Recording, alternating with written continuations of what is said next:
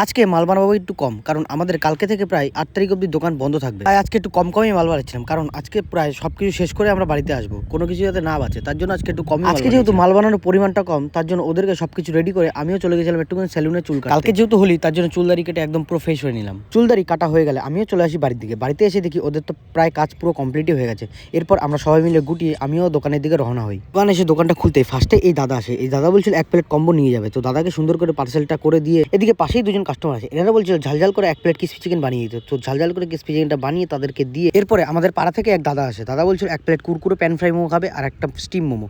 তো দাদাকে সুন্দর করে সবকিছু বানিয়ে দিয়ে পাশের দোকান থেকে দেখি বিরিয়ানিওয়ালা আমাদের দোকানে এসে চাউমিন ভাজছিল, কারণ ওর পেয়েছিল কি খাবে বুঝতে পারছিলেন, তাই ওর নিজেরটা নিজেই চাউমিন বানিয়ে খেয়ে নিচ্ছিল। এরপরে দুজন কাস্টমার আসে, এনারা বলছিল 2 প্লেট মোমো আর 15টা লোটে ফ্রাই নিয়ে যাবে। তো ফটাফট করে আমরা তাদেরকে রেডি করে জিনিসগুলো দিয়ে দিই। এদিকে ছেলেপেলে এসেছিল বিট্টুর সাথে কথা বলতে, কালকে হোলিতে কি প্ল্যান করবে। ততক্ষণে কিছু কাস্টমার এসেছিল আমাদের ভিডিও থেকে, ব্যান্ডেল থেকে। এনারা তো আজকে অনেক কিছু খাবার একবারে খেয়ে যায়।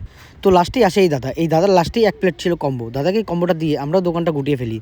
দোকান গোটানো হয়ে যাওয়ার পরে আমরাও সবাই মিলে একটু হোলি খেলে বাড়ির দিকে চলে আসি।